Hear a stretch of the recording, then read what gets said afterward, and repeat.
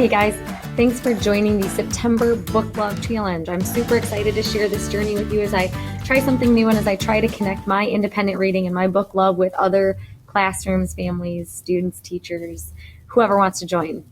I'm going to keep it short and sweet. Today was the first day of school. I'm exhausted. I miss my kid, and lots of things went wrong today, including the lawnmower that's mowing outside of my classroom right now, probably getting in the way of the audio of this video.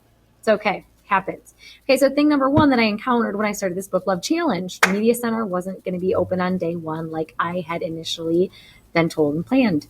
It's okay, stuff comes up. So my students weren't able to go get their books today like I wanted to. We still did our book love challenge activity, and it was actually better than I had planned. Today's activity, if you checked out the blog calendar on www.teachify.net, was to write a list of your perfect dream book qualities. So I told my students to pretend they were some cliche teenager who was pining away, that they were lonely and didn't have any romantic interest or something like that. And this lovesick teenager writes down a list of both physical and non-physical qualities that make up their dream romantic partner. And once they had that picture in their head, then they transferred that idea to a book. And the lovely thing about this opening invitation is that it hits the non-readers and readers alike. Readers, of course, have an idea of what they like in a book. Non-readers maybe have never been asked before what they would like in a book before actually thinking that maybe there is a book that has all these qualities out there for me. So I got a list of some qualities, and once I got those lists turned in, on my planning time, I went to work making some personalized recommendations for my students. So it served as kind of a get to know you, a really, really quick for students reading interest survey.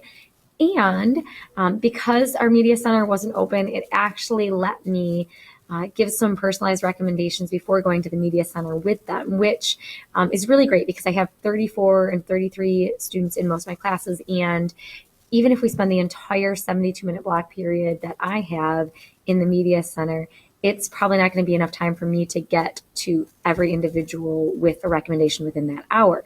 But because I have my book qualities that they wrote for me and personalized recommendations for them, I'm going to print them out, have them available for class. And I'm actually going to do something that I didn't plan on doing. Another thing that I didn't plan on doing, and that is I am going to take every single book quality plus my personalized recommendation, and I'm going to post it on my book bulletin board, my book recommendation bulletin board. And I think that by making it public, people will look at other book selections throughout the term. All right, so let me give you some examples. So Declan in first hour said that he wanted a series. He'd like it to be comic. He would like it to be maybe adventurous, and he'd like it to be cheap. This one was easy right off the bat. Scott Pilgrim versus the World, no brainer. It's a series, manga comic, adventure. I don't know if it's super cheap, but you can get it in the media center, so free. I think that'll be okay for him. Lauren asked for something that wasn't a series. She likes metaphors that are deep in the story, so maybe more symbolic, not on the surface, not just comparisons here, folks. And she wrote down simply John Green and her qualities. Love it. Another easy pick for me. Eleanor and Park, Rainbow Rowell. Fabulous.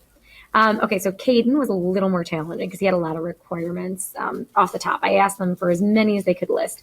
Caden wanted his book to be fun, long, entertaining, have heroic characters, be epic in nature, and have a lot of conflict. So I read this great trilogy. It's sci-fi, dystopian, and it's got a lot to it, but it hits all of his qualities. It's called Red Rising by Pierce Brown. It's one of my favorites, and I'll probably end up recommending it to a ton of students because, to be honest, I can't keep it on my shelf. All right, let me give you a couple examples of some more challenging ones. Jonathan wanted action, fun, cool, sports, and high stakes. Now, this is a little trickier because, to be honest, even though I really like writing about sports, it tends to be nonfiction writing that I like about sports. So it's really not my arena. And I do like sports, and I like sports books. But combining action, fun, and sports and high stakes was a little tough. So I ended up going with a book called The Compound by S.A. Bodine. And this is a book about a kid who is trapped in an underground bunker with his family because they believe the world has ended.